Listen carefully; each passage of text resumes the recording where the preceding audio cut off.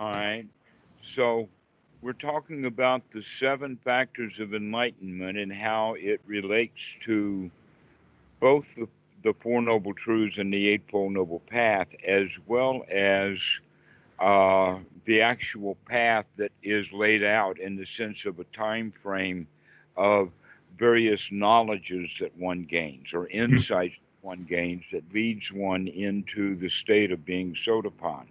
Mm. And one of those later stages is, in fact, enthusiasm, that you get really gung ho for the Dhamma, Mm-hmm. almost a Dhamma zealot. Okay. All right. And then the seventh, that's the sixth knowledge. And then the seventh knowledge is um, the delight. Just become completely delighted with the Dhamma, that you've got it on the mind all the time and you're completely delighted with it. All Okay. right. So, as an outward gesture, in the West, we would assume anyone who is deep enough into the Dhamma that they would actually go to Thailand and ordain and take on the robes of the Buddhist monk would at least have some of the qualities of Sotapan right off the get go. Yeah. In that regard, Sotapan is not that big of a deal. Yeah. So if you had all of the things that, yeah, if you had that, like what you said, that zeal about you, then it would like make sense. It's like, yeah, you're going to Thailand, getting ordained. It's just kind of a Okay. culmination. Yeah, that makes sense. Yeah. hmm Okay. So um, these qualities that we develop, also they are developed as a skill, but in the sense of the Four Noble Truths, when well practiced, while the mind is in a really good state, when the mind is truly fit for work, when we can apply the mind to what we're looking at and keep it sustained there, this is in fact also a state that's free from hindrances. Now, this state can actually arise in a conversation. Mm-hmm. If the student and the teacher are talking about the Dhamma, then the student can gain inspiration from that Dhamma, really get into it right there in that moment, follow along with zeal what the teacher is talking about, and he is in first jhana. It's a natural state for us to be in. Why? Yeah. Because we're uh, discussing and having thoughts that are wholesome. Mm-hmm.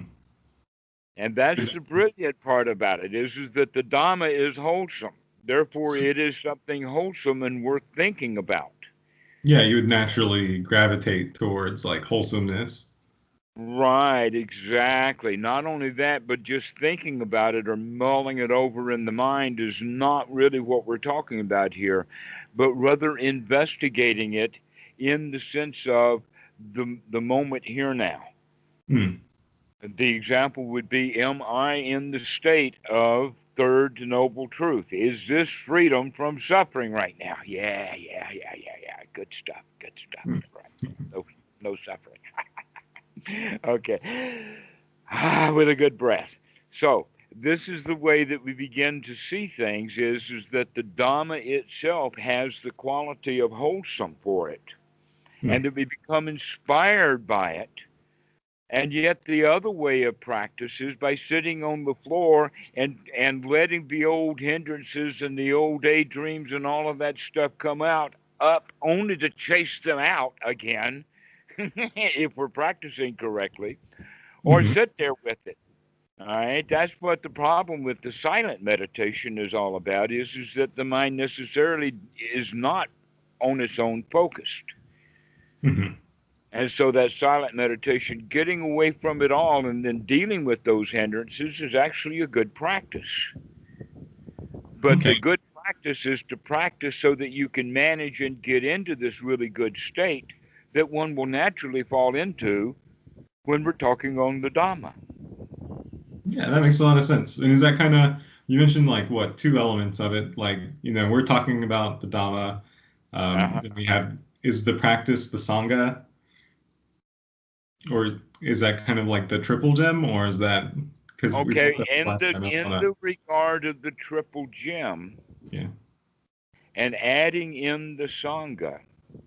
The real point of the Sangha, let us say that the first thing is the first inclination, is that it provides a lifestyle that has been capable of working in various ways and Uh, whatnot yeah. since the Okay. time of the Buddha.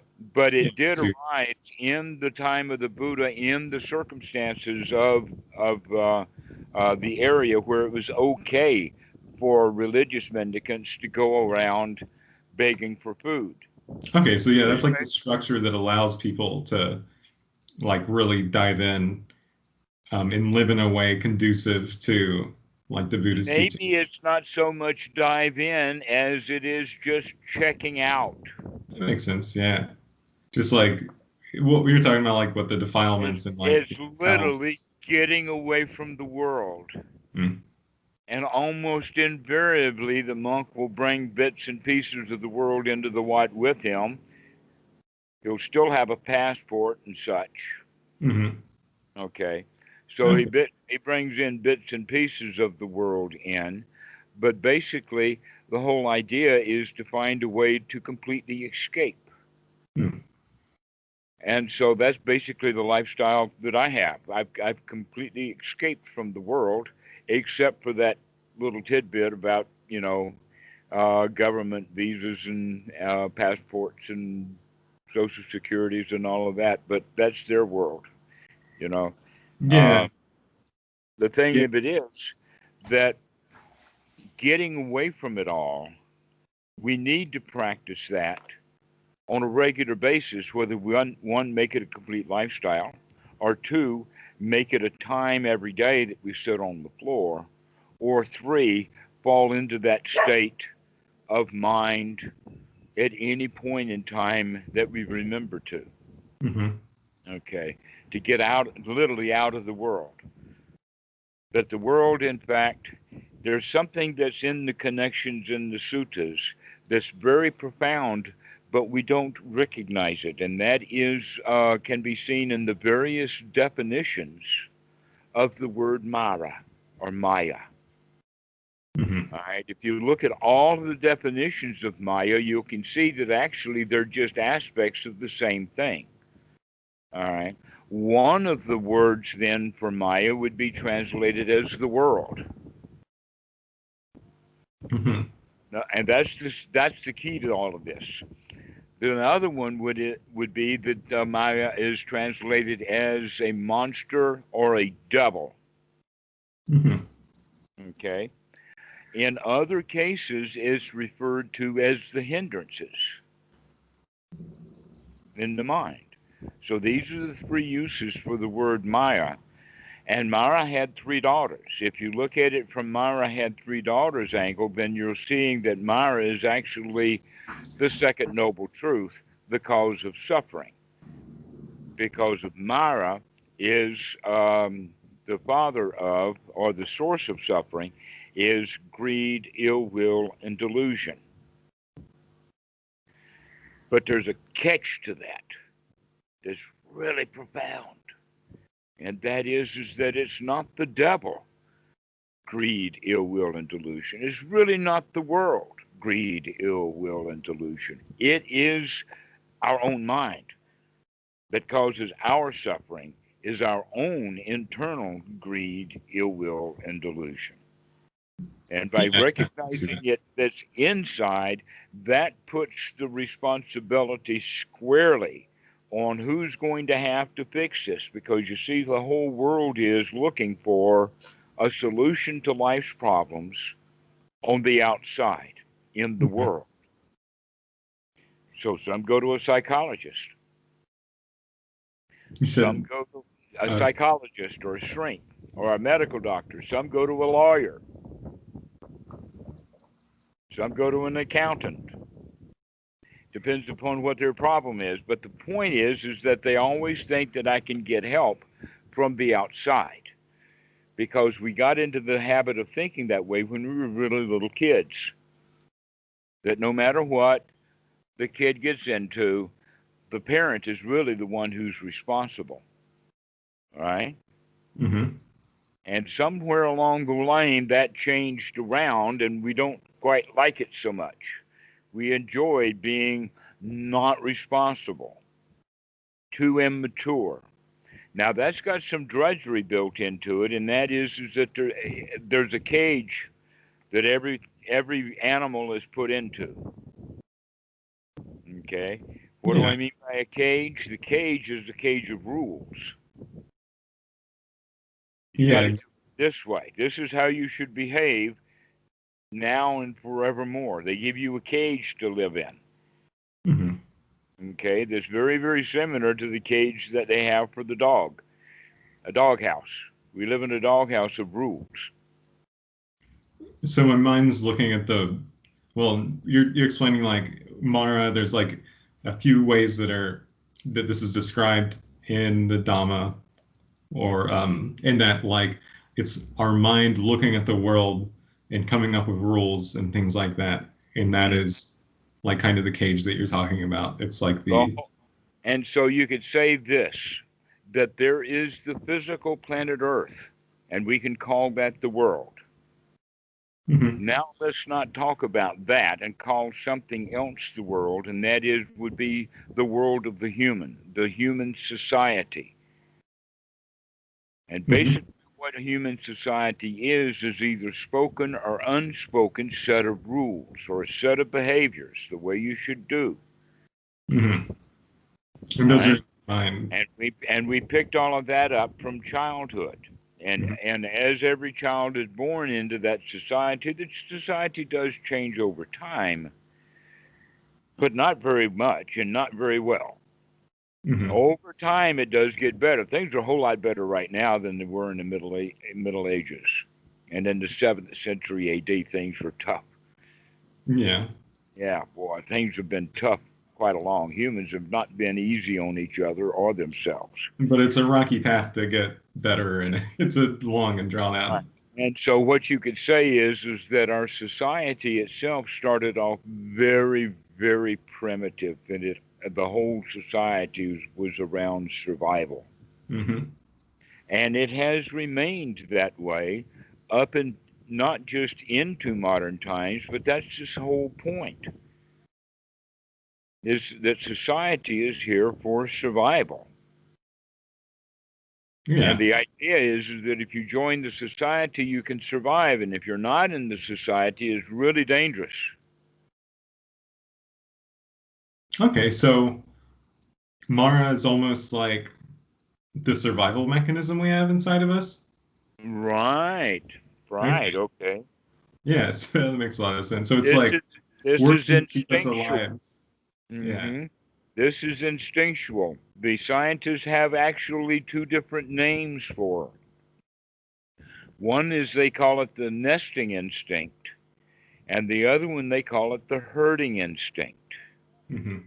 That humans go into societies for protection, just like a herd of wildebeest go into a herd for protection against their predators. Hmm. You So go this along to get along. You join the herd. You have yeah, to go with the herd. The herd becomes a prison in a way. yeah, because what? Yeah, you have all these rules that hmm everybody are using, like kind of these shared rules that everybody uses to stay alive, but at the same time, it's like keeping you from seeing things as they actually are. Exactly. Okay, so we could say then that they even recognize it, the age-old quandary of freedom or security. If you have freedom, you have little security. If you have no freedom, then you can get secure. It's almost like every gate or every door swings both ways. If you can get out, something else can get in. If you close that door, it can't get in, but you can't get out. Yeah, that's very true. Yeah, if you can, these are like trade-offs almost. It's like, yeah, you can like work very closely in like the expectations of Uh, society, and like that's going to be put you in a safer place. so then we begin to see that the society that we grew up in is a kind of a prison because really things are not that dangerous. It is a sense of fear, not truly dangerous things that keep people stuck in the society. Hmm. That there is always the idea of the free soul. You know, what is a free soul? Is a guy who just does not conform with society, Yeah. and he may go off on his own in physical distance, or he just may go off on his own mentally. They And call them that's eccentric or whatever because they won't go with the flow. You know, they're sort of in a wobble or whatever because they're not fitting into the way that things are supposed to go in our society. okay. So the monks are taking refuge in like the Sangha, which is them being able to drop society. The Like, real job of the monk is to drop society. okay, that makes a lot of sense. It's not Pardon? like they're that makes a ton of sense. So like I don't know, in the past I thought it's like, oh, they just like join a monastery just so that they can practice their meditation. But no, it's like they're doing this to escape society and like live in a way to or like be able to take refuge in the Sangha or like be able to And taking not real constantly have those in the things sangha. bubbling up. And the sangha is a sangha of friends. Hmm. So this whole thing then is the Buddha refers to it in the Pali as Sila Bhatta Paramasa. And Sila Bhatta Paramasa is translated often as rites, rules, and rituals, or better, more importantly, attachments to rites, rules, and rituals. Mm-hmm. But it's deeper than that.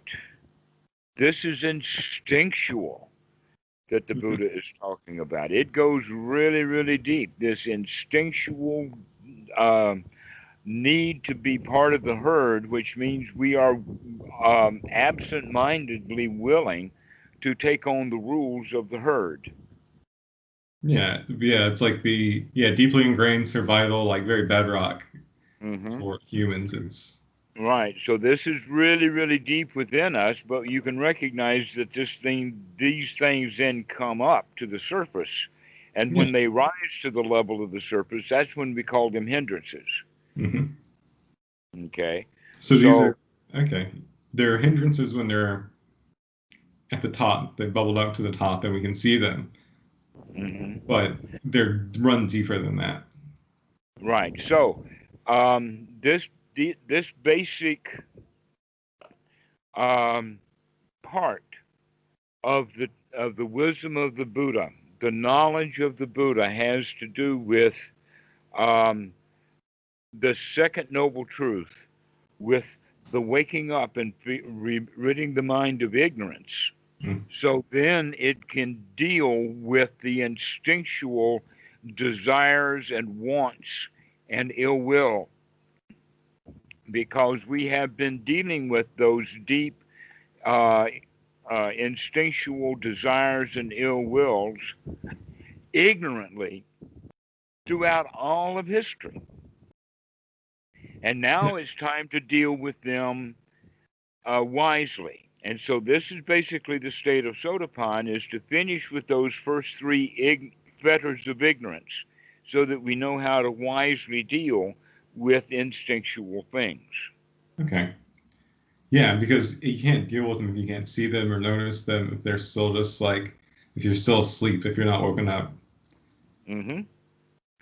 So um, the way that we practice to rid ourselves of these three lower fetters is through the investigation of the Four Noble Truths, Hmm. especially digging down in to recognize how the mind works. And in fact, there is no, um, let us say, permanent self. And that mostly what we will do is that we will not see that there are components there, and that one of the components is this talking machine that is referred to as the parent ego state, which is the voice of the Silabhata Paramasa. There is a voice that reads us the riot act. What is the riot act? Set of rules. Hmm.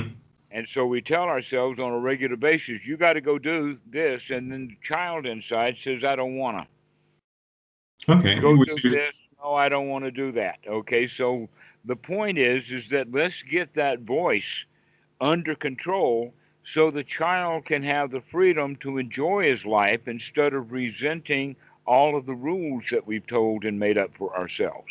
yeah, I get it. Yeah. That. Yeah. Wait. So that ego, that's the voice that's like telling us those rules. It's like, hey, you need to do this. Like, I don't know, you need to go like get that job, and so that you can like, I don't know, have a steady stream of money and then like retire comfortably. And like, but there's this other part of us that wants to be joyful, but it can never like really be joyful with this Right. other part just screaming at us. Because there's always this list of things you've got to do. Okay, yeah, Hmm. And so the whole art of meditation is learning to put that list, that to-do list down, put it away, and yeah. be. If we're thinking about that to-do list, then I mean that's not going to be wholesome. That seems Right. obvious. Like we're going to be like thinking about the future. We're going to be like ruminating over the past. We're going to be uncomfortable about. We're going to be trying to Uh, figure out like we're saying like what's wrong with our current situation. exactly. So now we can see, in fact, that that to-do list is number one. It's instinctual that we manage and maintain it in Yeah. order to maintain our position in society because it's dangerous to go against the grain. Hmm. Okay. But in the Wat, we are free from the society more or less and have a new society of monks. All right. Yeah. So this is a way of looking at it that we can move from place to place physically according to where we are mentally, and that where we are mentally can change. That's the number one point, is that we can change, because the whole idea of the personality self or the personality view that we have is that it can't change. Once we've got the set of rules, the dialogue is set, our destiny is, our programming, all of that kind of stuff, and that we have language in our terms in English, something like the fruit doesn't fall far from the tree, the leopard can't change his spots. Once a crook, always a crook. Once a liar, always a liar. You've heard this kind of language, Yeah. and it comes from deep, um, ignorant beliefs in a permanency or a long-lasting thing, where the whole teaching of the Buddha is, watch closer now. Everything is in flux. Everything is changing. You can't tell what's going to happen in the next minute. Why are you worried about years and years from now? Yeah. Yeah. I mean, that's Yeah. yeah. You can choose. I mean, like, I mean, like we've been discussing in the past, you can change. Like, you can choose to think about something else. Like, Hmm. it's not permanent. It's not. Because we try to live by the world. Hmm. Okay, so now we begin to see that, oh, wait a minute, the hindrances of the mind and the deep stuff, the monsters or the devils inside, all came to us from the world on the outside. Mm. That we borrowed all of this, that our parents, our teachers, our siblings, and we made some of it up to make it fit. Yeah. But we packaged all of this stuff together into what um, Sigmund Freud calls the superego. The superego, and the superego has a symbol. It's the pointing finger. That's the symbol. You're pointing at somebody when it's talking. You're saying you, and we say me. That's part of the definition of the self, is Yeah. because we pick up this. I'm the recipient of all of this garbage that I remember to point at myself and fire verbal bullets. Yeah, it's like whenever I don't know if I feel discomfort or something. I don't know, like if I have a sore throat or something. It's always like feels like I'm pointing at something else. Mm-hmm. Like there's a I have to like when I'm looking at that discomfort, it's like out there, and I'm like, ooh, I want that to go away. It's Mm-hmm. not like part of me in a sense. All right. So basically, you could say here, wait a minute, in all of this mess, there can be a game plan. But let's look at it the way that Byrne did. But Byrne was talking exactly the way of Freud, and that is that we actually have three ego states, and we can figure out that in fact this comes from three different qualities and actual areas of the brain, to where we do have a frontal cortex, the human part, the smart part, the wisdom part, the thing that makes us humans, and that's the part that uses up the most energy and the most power. But it also is the one that tends to, when there's any opportunity to do so, it goes to sleep. In the sense that it doesn't have all the uh, mechanisms, all the cylinders firing, would be a way of saying it. Okay, so we have a dialogue then between the parent and the child. The Mhm. child's ego state can be actually referred to then as the reptilian, the old part of the brain, that part which feels. Okay? And Yeah. normally we spend too much time feeling bad when in fact that same area of the brain is completely capable of feeling good. Basically, it has a whole lot to do with the amygdala. What's the amygdala doing at the moment? By feels you mean like positive or negative? Mm-hmm. Okay. Are we going to have dopamine and serotonin, or are we going to have adrenaline and cortisol? Would be one of the ways of asking the question. Yeah, are we gonna yeah, which chemicals are we gonna pump? Are we gonna pump like the things that Uh huh. I don't know, like the things that promote fear and like a continued stress, or like the things that would promote relaxation and kind of So when we're adults, we think of children in kind of two ways: either a whiny brat having a tantrum, which is possible, but also we see the uh, giggling, laughing, joyful child. And inside, we can be either one of those things because we remember it from childhood. But it winds up the messages that we tell ourselves out of the superego. We wind up in states of feeling bad when we could be feeling good. yeah. And so this is basically what we're talking about is that if the frontal cortex can come in to the point of saying, okay, superego, time for you to be quiet now.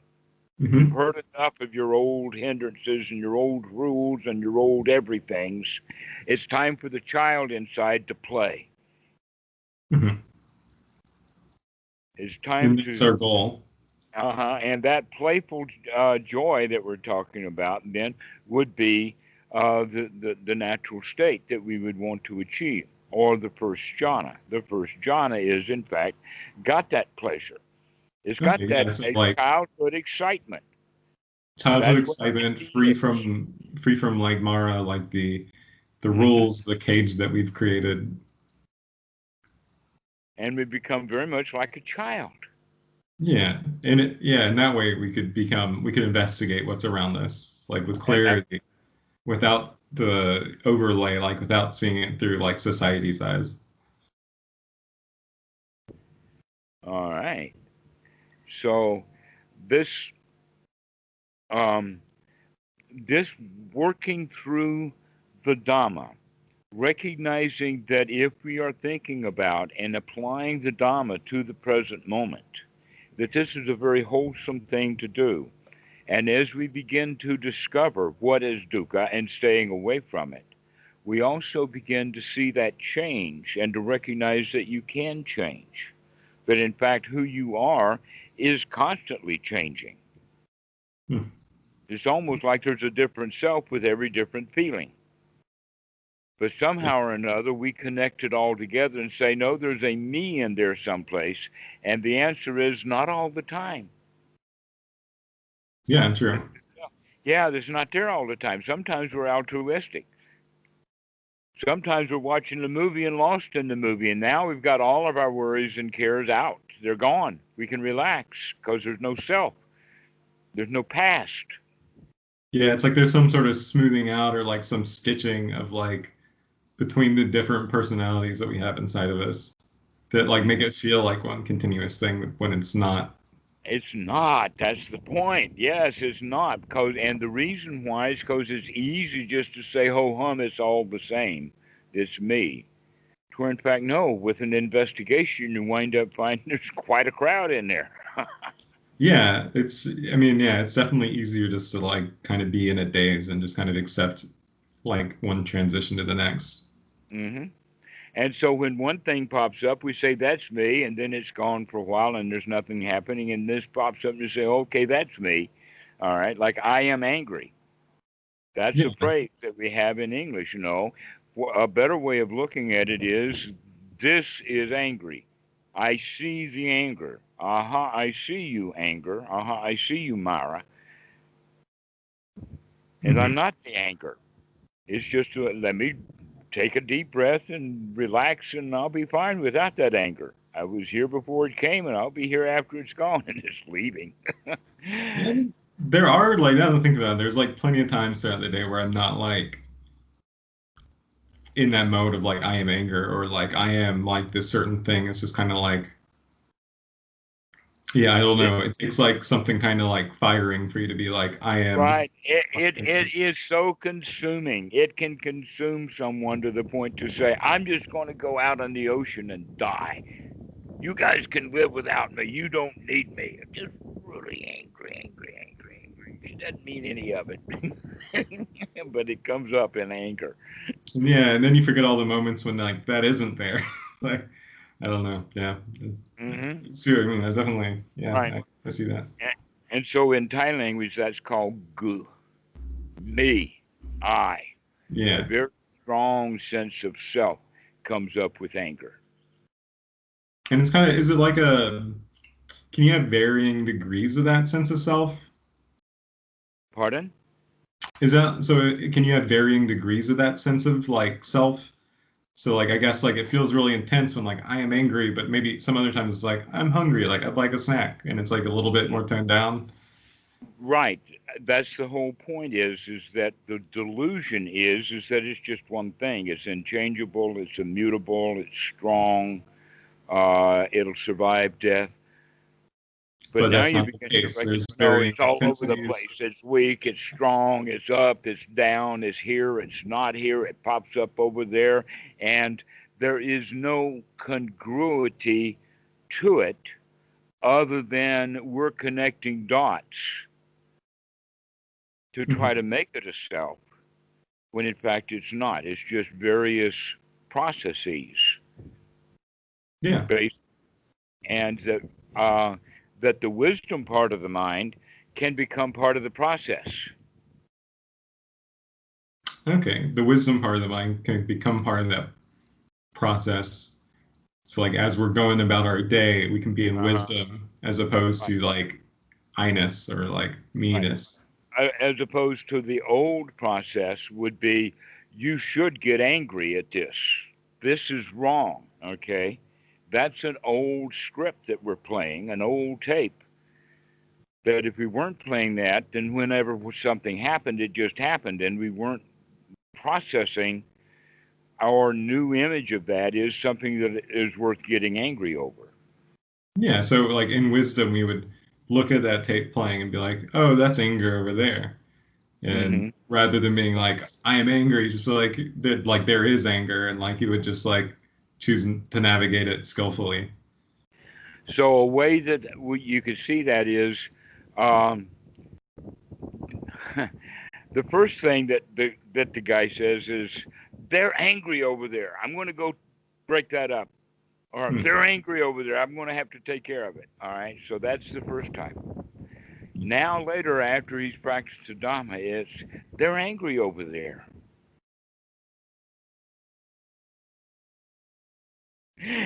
Yeah. The first Okay? one is no Yeah, equanimity. but it's not my problem, okay? And then the third stage would be Oh, okay. Yeah. does not even mention it, all right? So that in that first stage, I've got to go take care of it. Why? Because I've got some sort of rule inside saying that they're doing something wrong. Yeah. So you got to go take care of that. Hmm. Second one's like you Uh-huh. see something. So we've got all of this rule-based system in there about what's good and bad, right and wrong, Hmm. uh, and that um, basically what it comes from is instinctual from the very beginning. And so each person has got it instinctually, and then it's strongly reinforced by society of hundreds of millions of people in that society over many centuries having the same delusional belief. Hmm. Okay. And one of those delusional beliefs then that the society supports is the idea of an individual, an ego, a self, a personality, all right? Yeah. Where in fact none of these things exist. What we do know exists is the body exists, feelings exist,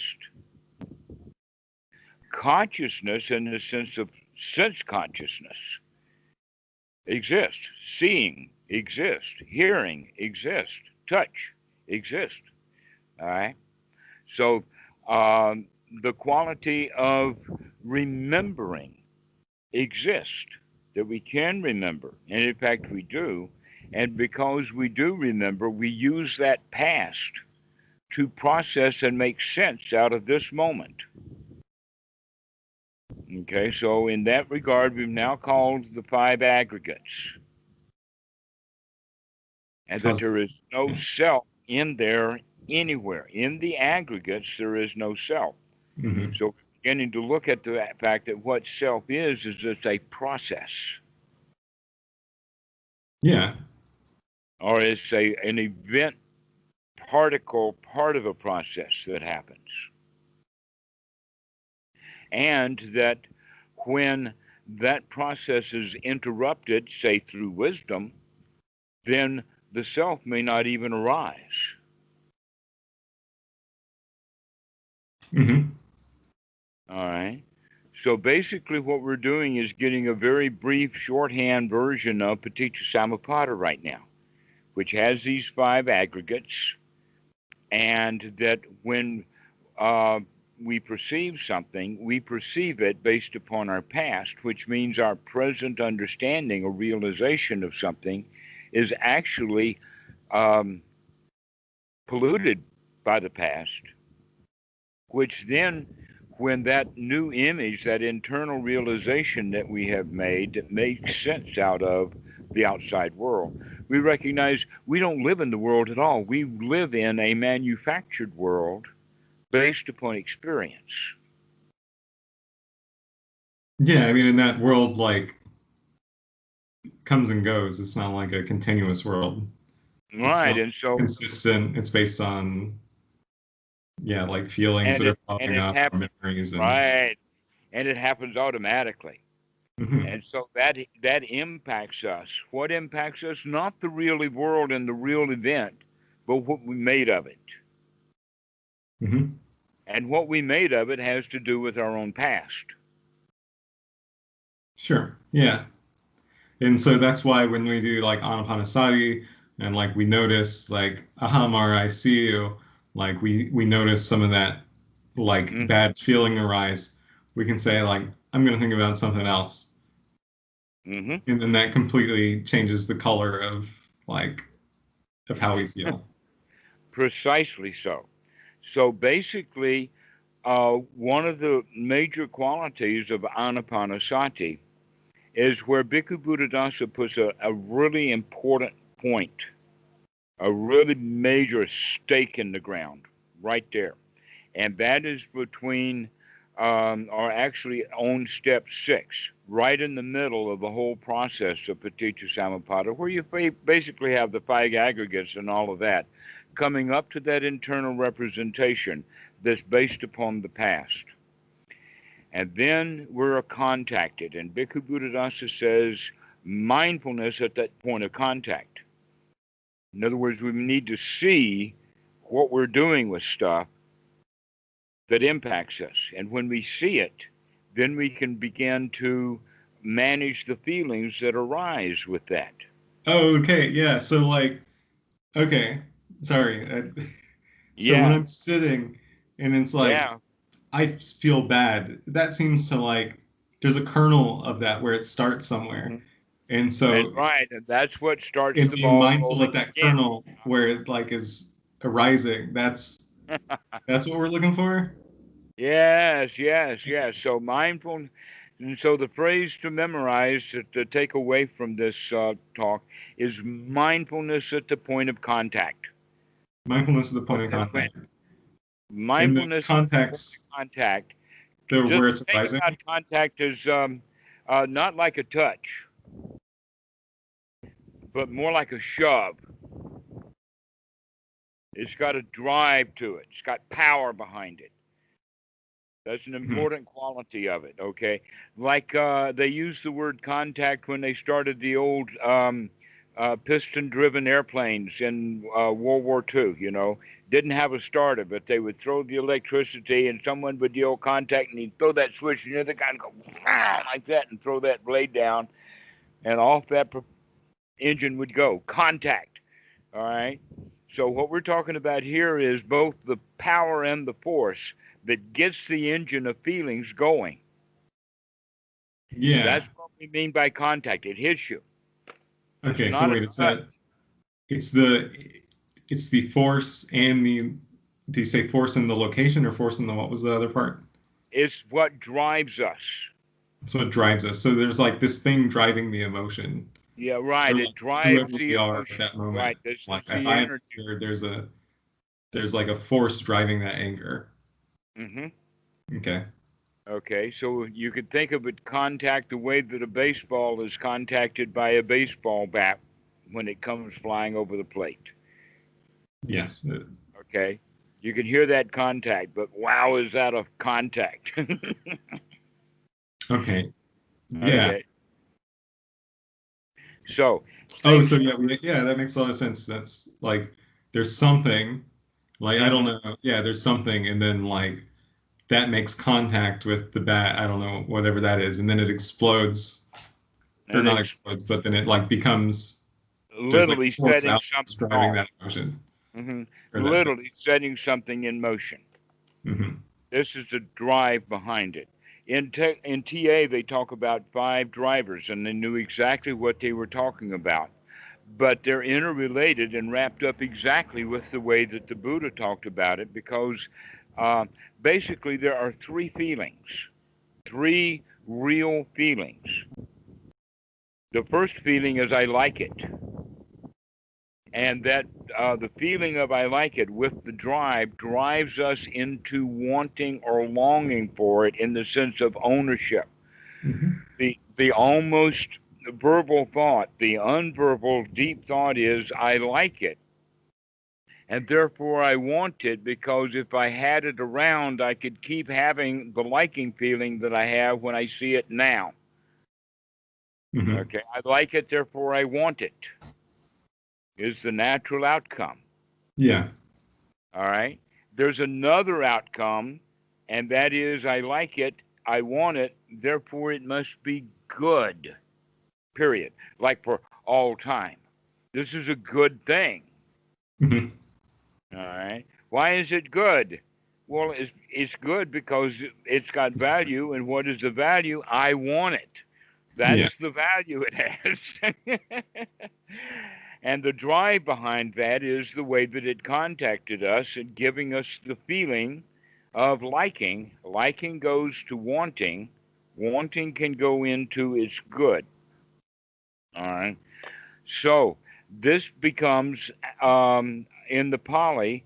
This is Pasa contact, Vedana, which is the feeling, giving rise to tanha, that heavy duty word tanha, which is actually the word itself means thirst, means being dry. You can actually hear the word tanha and you know that it's just dry, just, I gotta have it. All right. What was the And, first one? pardon? What was the first one? The Pasa contact? is contact. Pasa? Pasa is contact. Then Vedana or Vedana is Vedana. feelings. Vedana. Tanha is thirst. I want it because I like it. That leads to upadana, which is what we call clinging. Okay? So you can say, oh, like it, gotta have it, got it. So that's Okay. the sequence of events that happens. Is that we like it, therefore we want it, therefore we've got to have it. It becomes a need, desire. That thirst turns into uh, possibly desperation. Okay. And All so is right. it desperation, that like constant arising, or like that recurring arising Oh, that's based upon how consciously? much underneath there is of that um, mixing the ingredients that bring up that image, then that leads to those feelings. So yes, people can circle right through that. That's what we call samsara. Okay. That Gotcha. we'll use now to become our past,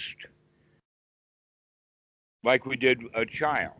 Except that there's something that's quite brilliant in there that's quite useful, and that is that, wait a minute, if I always keep putting in wholesome nows, then that means that the old past that I used to draw my references from will more than likely be much more wholesome information.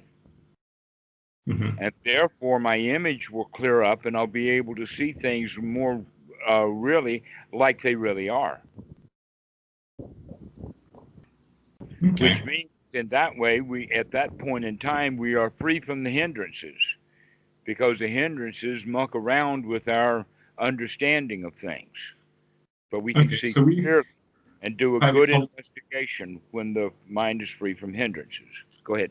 so we try to be we put things into this like sack of like or the queue of like wholesome thoughts and things like that, so that they're more likely to be like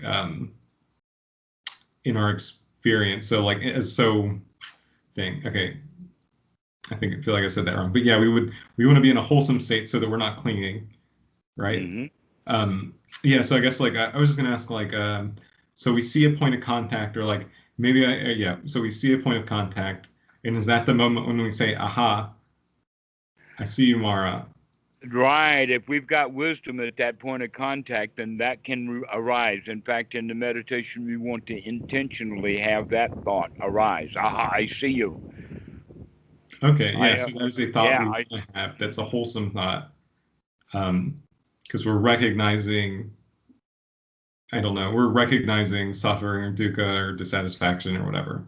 right. um okay, so like yeah, there's that point of Or contact perhaps and, even the process of the manufacturing as such. oh, the manufacturing of such, that point of Right. contact. Right. In other Okay. words, I don't feel bad now, but let me think it over and I'll feel bad in a minute. Okay. Is it okay to say aha like at the latter points, so like when we see the feeling or when we see the suffering, or do we only want to say it when we see the point of contact? Actually, all of those things should be part of the investigation. I mean, yeah, I mean, I guess they're all Mara, so Uh huh. Exactly. All of it should be investigation one by one as it occurs. Whatever's happening in the present moment, investigate it to find out what's going on there. okay. And aha is like our Aha, investigation. is that real dukkha right there? Is aha, this is the child of dukkha coming up. Hmm. Okay. All right, it's going to grow up into a full-grown dukkha. Hmm. All right. So, and that full-grown dukkha can be mental or physical, in the sense of physical anxiety. Hmm. That when someone is angry, almost always everyone around, they don't have to say a word, but people know they're angry. Look at their body posture and their behavior and all of that. You'll see that when people are angry, they're really agitated and driven. Hmm. Okay. In fact, this is an important part of police investigation. Just reading body Uh, language. the guilty guy is always always going to act guilty. Hmm. Why? Because he's trying to hide his guilt. Okay, so yeah, we can investigate like yeah, we can investigate how our body is. Like, are we tense? Like, how are we Mm, feeling? Like, these feelings might not arise specifically as like I am anxious. It could be like the feelings associated with anxiety. that's right. When we're angry, the neck will get tight. Our literally boils. Right, the blood pressure goes up. Hmm. All right, people, the face will get red. All kinds of changes will happen, but the different kind of changes will be there for anxiety. But anxiety and anger are very similarly related. Basically, anger is when you know who to blame, and anxiety is when you haven't quite figured out who did this to you yet. Yeah, yeah, it's very like similar tone.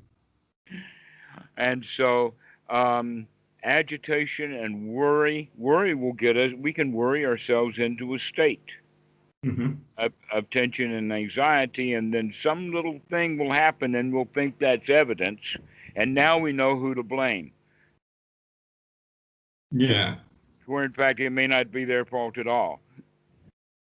sure. So like if we see So these we've got things are all of this stuff built up, right? But if we can become aware of that, the sooner we can become aware of it, we can let it go and say, "Never mind, not my okay. problem." Hmm. And so, by doing so, what we're doing now is disregarding the old familiar story, the tapes, the parent ego state, the how things should be, rather than how things are right now is good enough, always good enough. Okay, and yeah, I guess like how do we okay, like I mean, I feel like the answer might be just do it, but like how do we forget? How do we like go with those things? Okay, like one thing we can do is like make the environment better. Like we can think of wholesomeness, like think wholesome thoughts. But then like I think you brought up last week, it's like no, you can just forget.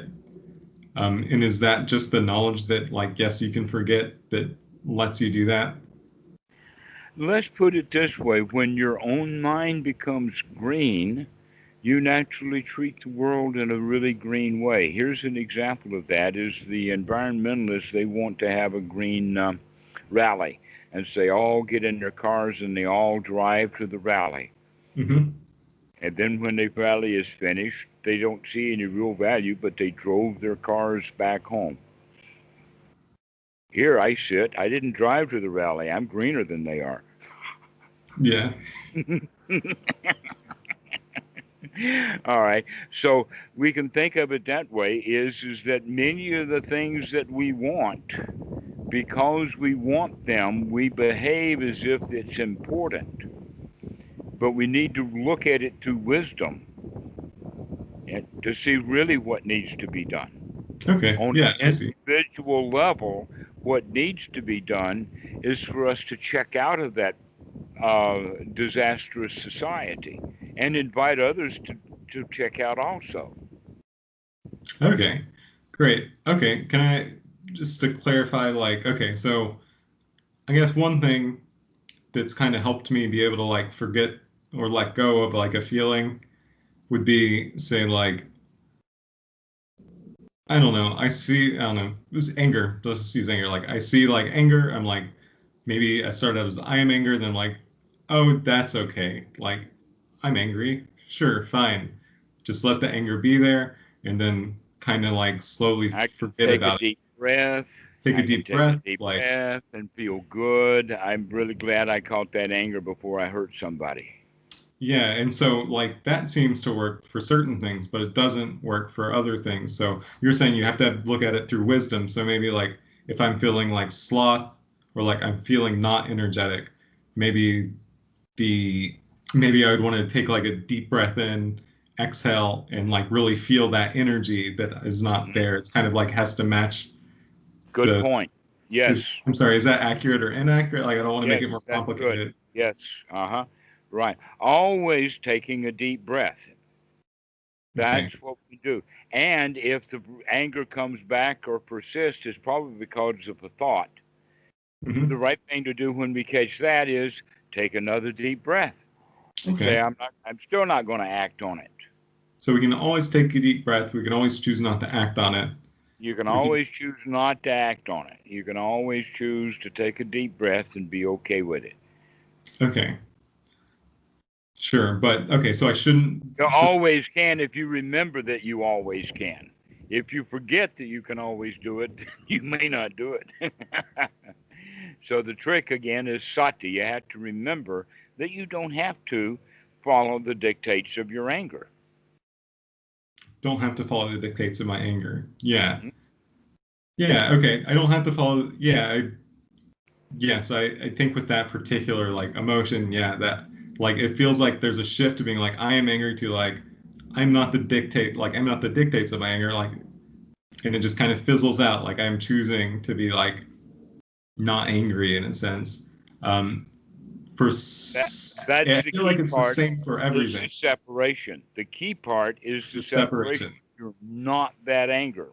And That anger wisdom is lets not us you. separate. Hmm. Okay, You so in yeah, I feel like whenever I dis, try to do anything, that's not we're good. going to Like be whenever this, disassociate. yeah, so it's the disassociation, but it's not through like it's through wisdom. It's not through a thinking. Well, the wisdom is the anger is there, but it is not me. Therefore, it Okay, is not in control. and so it would be the same That thing for like sloth what's or like in I'm control feeling. is the wisdom. Okay, so the wisdom there would be like I feel very sluggish. I feel like I don't have enough energy to meditate.